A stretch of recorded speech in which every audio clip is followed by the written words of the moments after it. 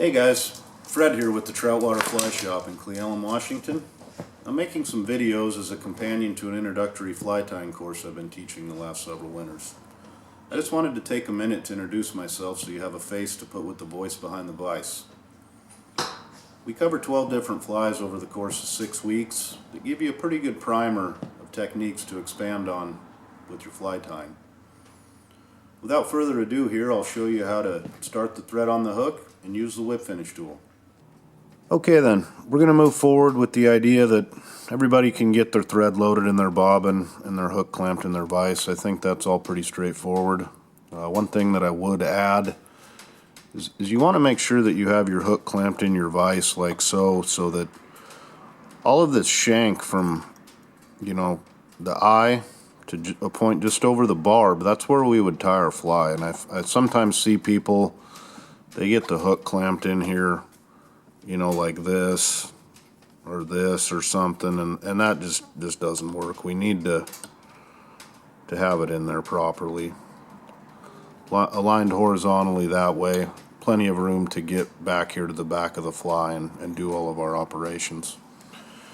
We'll go ahead and start the thread on the hook now.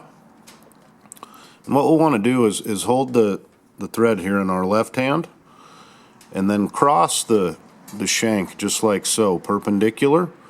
Then we're going to start to rotate around the hook shank, moving horizontally from right to left, running over that tag end of thread. We only have to go 4 or 5 turns and then we can clip our tag end and we're plenty solidly on there.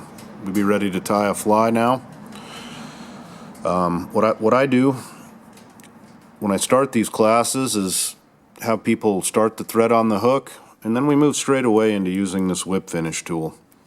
I tell people when they go home, if they're only going to practice one thing, let's practice getting this whip finish tool down so we can do it by muscle memory. I find that people really fight with this tool.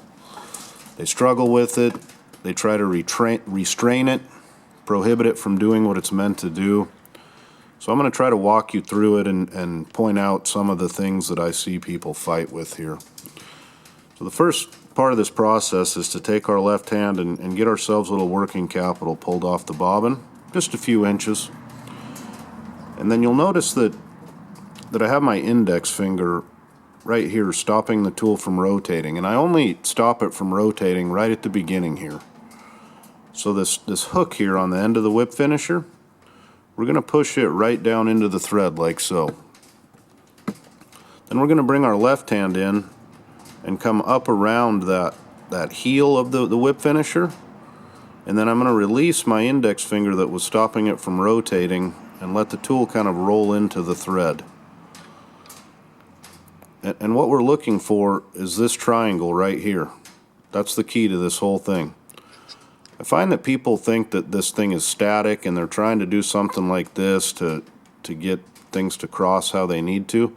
All we need to do is take this standing end coming off of our bobbin and then manipulate our left and right hands so that is laying right down there against the hook shank, parallel to the hook shank. Just like so.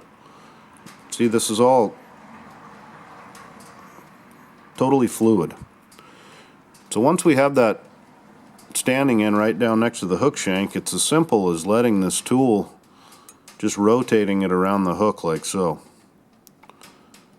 One thing I see people do, I'm going to back up here, is they'll get kind of here and they've got a good start on things. They've got maybe that 3/8 of an inch between the tool and the hook shank. What I'm talking about is this length of thread right here.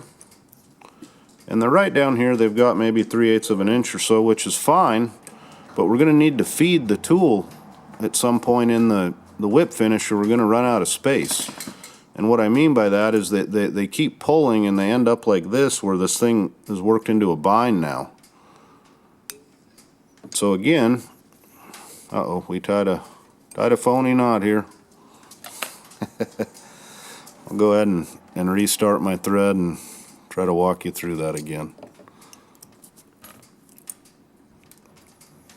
So we're back with the tool in action.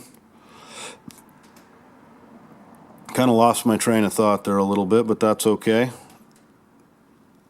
So, and what I was getting at was people tend to run this tool out of capital there like so. And all you need to do to feed some material into it is make a couple turns and then just manipulate your right hand like so, and you can work material right in and out of this thing.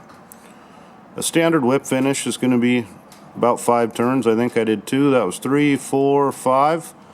I always stop with the tool oriented down like so.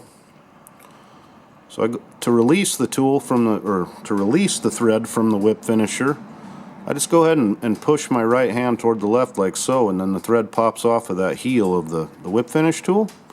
Then all we have to do is pull with our left hand and just release the tool, and we've completed a whip finish there.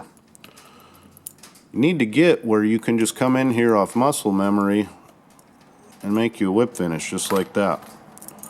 Don't need to be able to do it fast like that, but we do need to be able to do it in a very defined area here near the eye of the hook. If you can imagine, we could have a fly tied up clear to right there, and we're just going to whip finish there in that last 1/8 of an inch or even less at the eye of the hook. Hope that helps you out. Thanks for watching.